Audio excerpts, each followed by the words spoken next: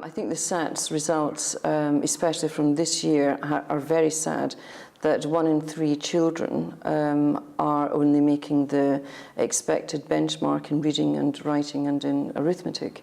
We don't have that problem here at St Francis because we very much deliberately teach the girls and encourage the girls to read from a very young age, as soon as they're ready, and also to write. And it's writing not just for information, but writing for pleasure. I think one of the reasons why the system is failing at the moment is because of the preferred activities that young children are involved in. Partly parents finding it difficult to spend time with their children, but also electronic games, watching DVDs, spending time in front of a television, communicating by email, on Facebook, Gmail, texting.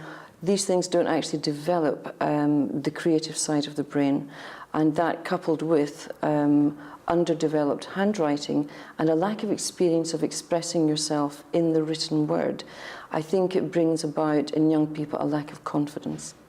And when young people are not confident in their reading or in their writing, then they won't be confident in pursuing a wide range of subjects at school. And so I think that it's working with parents at home and at school to develop this self-esteem and confidence in young people just expressing themselves. I think it's very important that parents and young people realise that the notion that keyboard skills are going to make all forms of writing defunct is a myth, really. But it's not just that exams will not always cover, that keyboards will not always cover every exam. Even our children now who are allowed to use laptops in GCSE or in A-level examination, it is inappropriate for them to use them for some subjects. It's actually detrimental. There will be the need to write in exams, and I think that is never going to go away.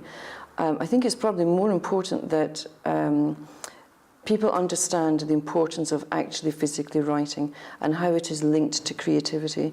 Even when, if I'm writing a report or writing a speech, I always start it by writing down my ideas by hand, even if I end up processing it or using my dragon voice to talk to my computer.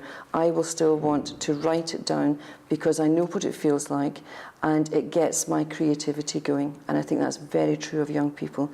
If they're not writing themselves, they're not really getting the creative juices going. And so I think that writing is a skill that will never be defunct. And I think we're naive if we think it is. I very much believe that when boys and girls develop high-level skills in reading and writing, it gives them a confidence where they naturally want to explore. They can then focus on their love of learning, exploring different subject areas, and they already have those basic skills. They can express themselves. We very much encourage the girls here to express themselves, and we find that some of their chosen activities are sitting down to write poetry, to write a story, to write to a friend, not on a keyboard, but actually the handwritten pen on paper. And it is known that people express themselves so much better, more fluidly, and with greater expression and creativity when they're actually writing.